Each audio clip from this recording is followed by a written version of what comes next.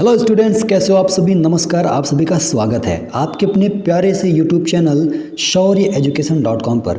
प्यारे दोस्तों, आज के इस वीडियो में आपने थंबनेल में ही देखा कि अगर आपने 20 में 18 सही कर लिया तो इसका मतलब है कि आपका यूपी जीके स्पेशल बहुत अच्छा है। ठीक है, तो उसी चीज़ को आज हम लोग कंप्लीट करेंगे और आपका ट्राई करेंगे नॉलेज कि आप कितना यूपी जीके के बारे में जानते हो। तो चलो बिना क्लास को देरी कराए हम लोग क्लास को शुरू करते हैं। लेकिन उसके पहले आप लोग अगर चैनल पर नए हो तो सब्सक्राइब जरूर कर लेना, ठीक है, क्योंकि इसी तरीके के वीडियो मैं आपको रेगुलर आके पढ़ाने वाला हूं और प्रैक्टिस भी कराने वाला हूं। तो चलो क्लास को शुरू करते हैं। सबसे पहला क्वेश्चन आपसे पूछ रहा है कि उत्तर प्रदेश की किस प्राचीनतम भूखंड का भाग है। प्राचीनतम भूखंड पूछ रहा है। प्राचीनतम का मतलब क्या होता है? पुराना, और भूखंड मतलब धरती का हिस्सा। तो जो हमारा ये यूपी है ना, जो आप मानचित्र में देख रहे हो ये वाला, ये आपका गोंडवाना लैंड का हिस्सा है। किसका? आपने क्या सही मारा? टिक। आप लोग एक काम करो, सबसे पहले तो अपने से ही ट्राई किया करो कि मेरा कौन सा विकल्प सही है। फिर जब मैं बताऊं तो आप मुझे कमेंट करके बताना कि आपका कितना उत्तर सही हुआ और कितना गलत। ठीक है, तो इस तरीके से आप पता चल जाएगा कि आपने कितना आंसर सही कर रहे हैं और कितना गलत कर रहे हैं। तो इसका ऑप्शन नंबर सी सही है। क्यों सर? क्योंकि जो हमारा यूपी है ना, मतलब जो भारत है, भारत के उत्तर पूर्व में हम लोग हैं यूपी, तो ये जो हिस्सा है ये गोंडवाना लैंड का हिस्सा है। अच्छा सर, गोंडवाना लैंड क्या है? एक्चुअली में जब पृथ्वी की उत्पत्ति हुई थी तो पृथ्वी इस तरीके से बड़ी सी हिस्सा थी, इसका नाम था पेंजिया। फिर ये दो भागों में टूटा, एक का नाम अंगारा लैंड और दूसरे का नाम गोंडवाना लैंड पड़ गया। तो जो गोंडवाना लैंड था ना, वो दक्षिणी भाग था। क्या था? दक्षिणी भाग था। तो उसी का हिस्सा हमारा उत्तर प्रदेश भी है, हमारा भारत भी है। तो इसका राइट आंसर सी। मुझे आशा है कि आप लोगों को पहला क्वेश्चन बहुत अच्छा लगा। चलो बढ़ते हैं अगले प्रश्न की तरफ। अगला प्रश्न आप सभी से कह रहा है कि उत्तर प्रदेश की सीमा कितने राज्यों से लगती है। उत्तर प्रदेश की हमारी सीमा जो है वो कितने राज्य को स्पर्श करती है। तो सभी जानते हैं कि जो हमारा यूपी स्टेट है ना, वो 8 राज्यों से स्पर्श करती हैं। एक देश को स्पर्श करती हैं। किसको? एक देश को। और कौन सा देश है सर? वो है आपका नेपाल। कौन सा देश है? नेपाल। एक केंद्र शासित प्रदेश भी स्पर्श करता है हमारा उत्तर प्रदेश, जिसका नाम है दिल्ली। तो ठीक है, इस तरीके से आपने यहाँ से 2 प्रश्न तैयार किए। अगला प्रश्न आप सभी से कह रहा है कि बीहड़ का निर्माण किन नदियों के किनारे पर हुआ है। तो सबसे पहले तो ये समझो कि बीहड़ क्या होता है।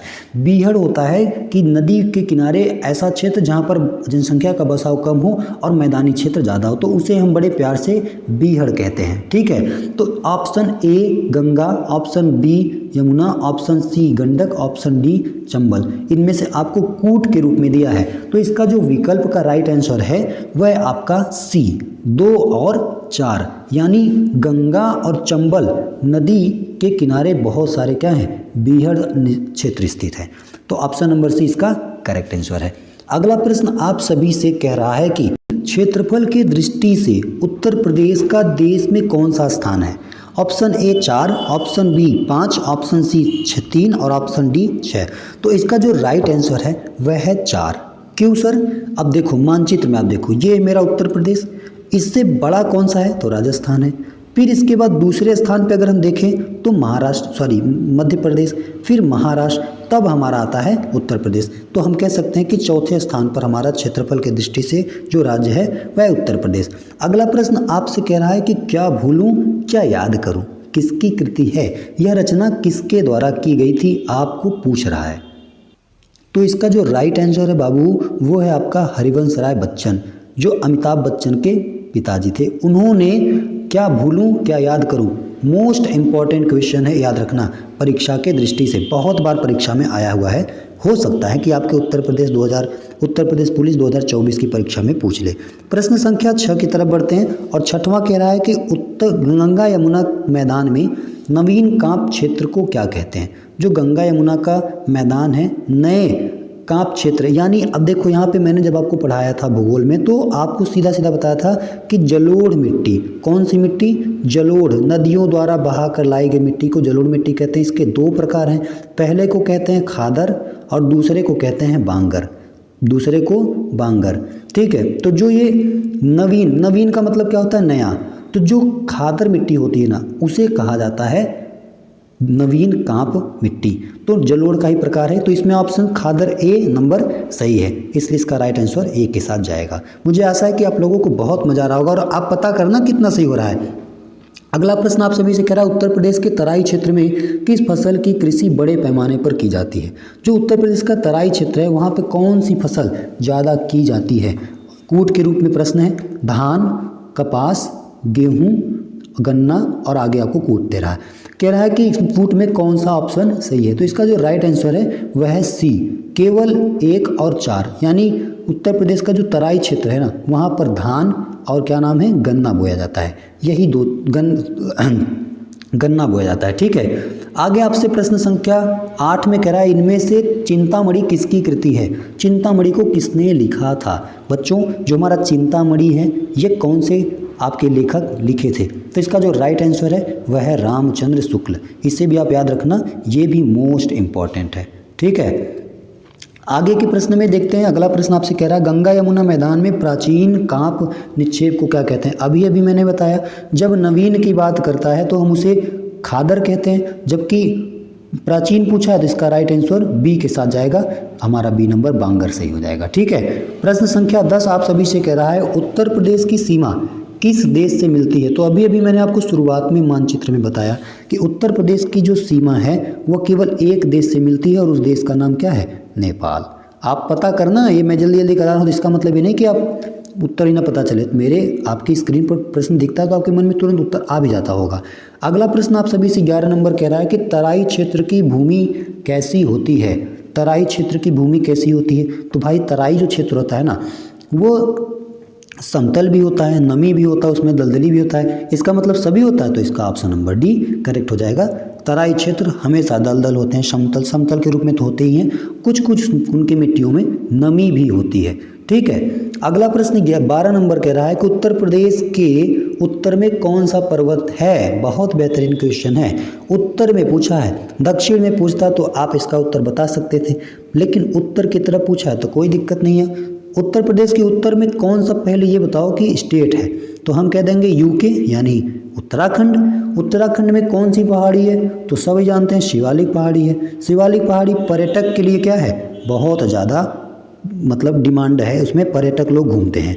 ठीक है, शिवालिक में कुल्लू मनाली शिमला, ठीक है, मसूरी, ये सभी शिवालिक की श्रेणी में आती हैं। आगे बढ़ते हैं। अगला प्रश्न आपसे कह रहा है कि उत्तर प्रदेश को कितने भौतिक भागों में बांटा जा सकता है।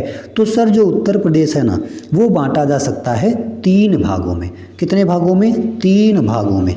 ठीक है, कौन कौन से बताता हूँ। पहला नदी वाला क्षेत्र, दूसरा मैदानी क्षेत्र, ठीक है, और तीसरा आपका पर्वतीय या फिर कह सकते हो पठारी, दोनों आ जाएगा उसमें, पर्वतीय और पठारी दोनों आ जाएगा। तो 3 क्षेत्र में इसे बांटा जा सकता है। तो इसका राइट आंसर आपका सी नंबर सही है। ठीक है, अगला प्रश्न आप सभी से कह रहा है कि बाणभट्ट की आत्मकथा किसके द्वारा लिखी गई थी। बाणभट्ट की आत्मकथा किसने लिखा था ये आपसे पूछ रहा है। तो इसका ऑप्शन नंबर 1 करेक्ट आंसर है, हजारी प्रसाद द्विवेदी द्वारा लिखा गया था। किसके द्वारा, हजारी प्रसाद द्विवेदी, इसका राइट आंसर हो जाएगा। प्रश्न संख्या 15 कह रहा है, राष्ट्र कवि जो हमारे मैथिली शरण गुप्त जी थे इनका संबंध उत्तर प्रदेश के किस जनपद से। बहुत ही मोस्ट इंपॉर्टेंट क्वेश्चन है, ध्यान से सुनना, मोस्ट इंपॉर्टेंट क्वेश्चन है, परीक्षा में आने के चांसेस हैं, याद रखना। मैं इसका आंसर आपको बता दूं, जो 15 नंबर का ऑप्शन है वह है झांसी, क्योंकि ये जो मैथिली शरण गुप्त थे ना इनका जीवन परिचय जब आप पढ़ते हो तो उनमें इनका जो स्थान है वो झांसी पे बताया गया है। ठीक है, झांसी उत्तर प्रदेश के दक्षिणी जिलों में आता है, परंतु उत्तर प्रदेश का दक्षिणी जिला नहीं है, इस बात को भी आप याद रखना। प्रश्न संख्या 16 आप सभी से कह रहा है कि उत्तर प्रदेश का क्षेत्रफल देश की कुल क्षेत्रफल का कितना प्रतिशत है। तो आप सभी बताओ कि उत्तर प्रदेश का जो क्षेत्रफल है वो कितना प्रतिशत है। ऑप्शन ए कह रहा है 8.50%, option B 6.25%, option C 7.33%, option D 7.50%। तो जो हमारा ऑप्शन सी है ना, मैंने जब आपको ऑफलाइन की क्लास में पढ़ाया था, अगर आप लोग ऑफलाइन वाले बच्चे वीडियो देख रहे हो तो ऑनलाइन वाले बच्चे अगर आप लोग पढ़े हैं तो हमें सब बताएंगे कि 7.33 जो % है वो उत्तर प्रदेश का क्या है, क्षेत्रफल है। क्वेश्चन नंबर 17 की तरफ बढ़ते हैं। 17 नंबर कह रहा है कि याचल पर्वतमाला का निर्माण किस काल में हुआ था।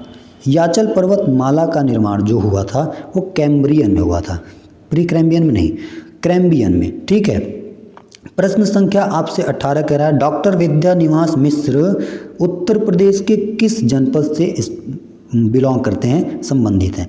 तो इसका जो ऑप्शन है गोरखपुर, जहाँ के हमारे माननीय मुख्यमंत्री योगी आदित्यनाथ जी हैं, गोरखपुर में। गोरखपुर काहे लिए फेमस है भैया, वहाँ पर 5 फरवरी को, कब 5 फरवरी 1922 को, आप सभी जानते हो कौन सा कांड हुआ था, चौरी चौरा हत्याकांड। ठीक है, चौरी चौरा, तो इस बात को भी आप याद रखना। क्वेश्चन नंबर 19 की तरफ बढ़ते हैं। 19 नंबर कह रहा है कि उत्तर प्रदेश के दक्षिण में कौन सी पर्वत श्रेणी है। देखो अभी भी आपने कहा ना उत्तर की तरफ कौन सी थी, शिवालिक, तो दक्षिण की तरफ कौन सी है, वह है विंध्य, ऑप्शन नंबर बी। देखा ना आपने, विंध्य पर्वत सीधा मिर्जापुर की साइड से होते हुए चला जाता है एमपी में, तो इसका ऑप्शन नंबर बी करेक्ट हो जाएगा। क्वेश्चन नंबर 20 आप सभी से करा है, उत्तर प्रदेश की लंबाई और चौड़ाई कितनी है। आप सभी इसका हमें कमेंट में उत्तर बताएं।